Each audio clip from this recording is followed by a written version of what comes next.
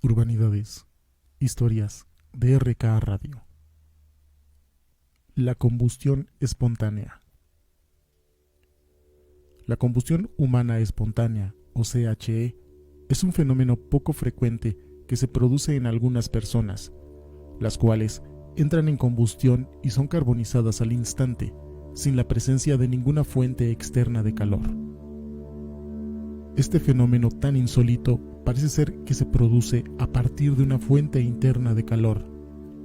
Se cree que algunas personas pueden generar un proceso metabólico acelerado en el cual la grasa comienza a arder, extendiendo las llamas a otras partes del cuerpo.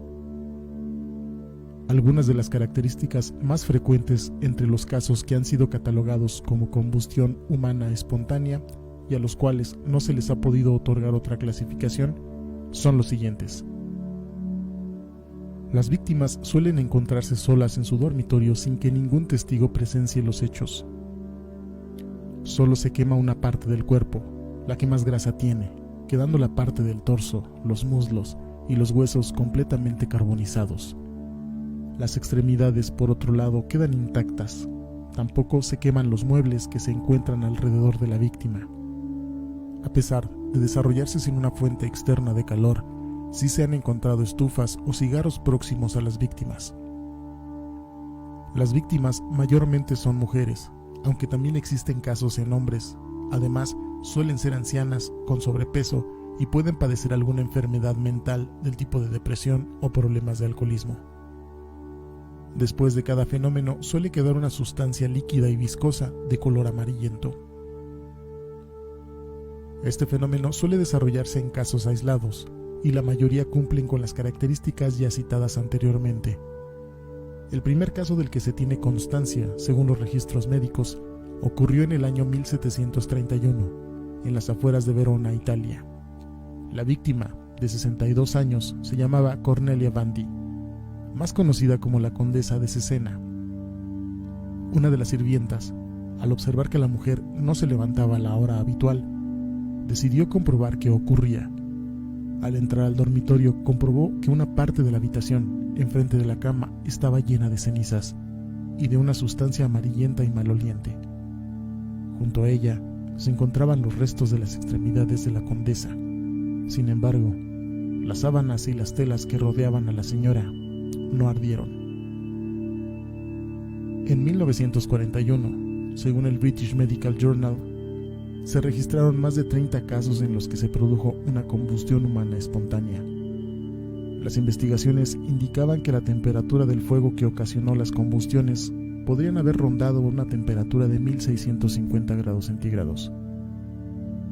Otro de los casos a tener en cuenta ocurrió el 2 de junio de 1951 en Florida, Estados Unidos. En este caso, la víctima de 67 años, Mary Hardy Reser, fue descubierta por Patsy Carpenter. Esta última mujer se decidía a entregarle un telegrama a la víctima cuando encontró los restos de su cuerpo en un sillón en el que habitualmente descansaba.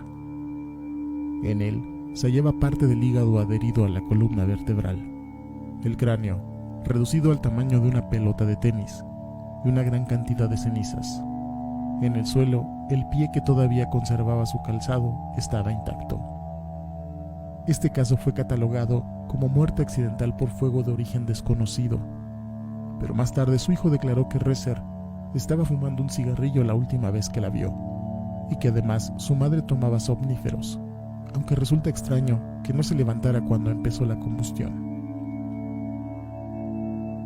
La misma explicación se le dio a Helen Conway el 8 de noviembre de 1964. El bombero voluntario del estado de Pensilvania, Robert Meslin, recibió una llamada de emergencia por la nieta de Conway a las 8:42 de la mañana, cuando la mujer todavía seguía con vida.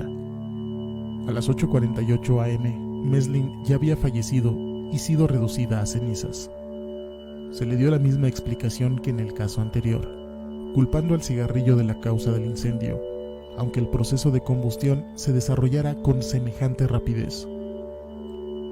Otro de los casos que también llaman la atención fue el del Dr. John Irving Bentley. Ocurrió el día 5 de diciembre de 1966 en Coundersport, Pensilvania.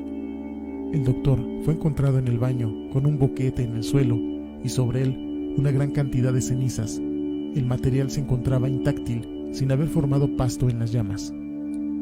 Y en el suelo apareció una parte de su pierna con el sueco de médico todavía colocado en el pie. Otros casos registrados son Leon Eville en 1971. La combustión se produjo dentro de su coche. Jack Angel en 1974. Fue uno de los pocos casos en los que la víctima sobrevivió. Se percató de los hechos al despertar y observar quemaduras de alto grado en su antebrazo derecho, el cual tuvieron que amputar. Henry Thomas en 1980.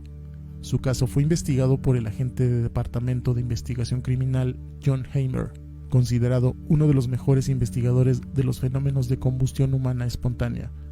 En esta ocasión, las características fueron semejantes a las de los demás.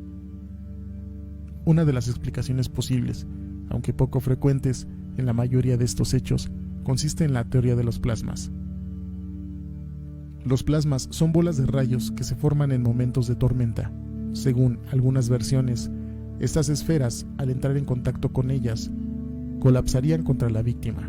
La misma quedaría inconsciente a la vez que ardiendo. Así pues, entraría en combustión y podría acabar reducida en cenizas. Otra teoría sin duda más acertada, aunque no determinante, sería el efecto mecha.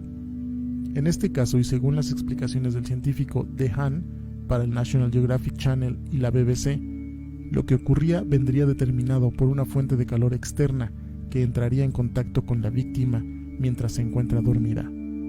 Según DeHaan, la pijama sería lo primero en arder, como la mecha, y después comenzaría a derretirse la grasa, la cera, que sería absorbida por la ropa y mantendría la llama en su lugar constante y durante horas.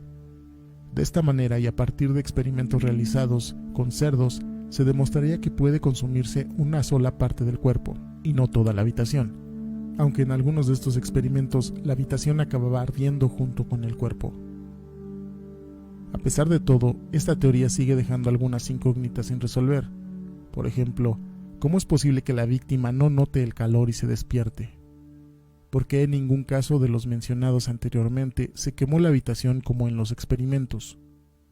¿Cómo es posible que el efecto mecha tarde horas y sin embargo en algunos casos el efecto CHE dure apenas unos minutos? Urbanidades. Historias. DRK Radio.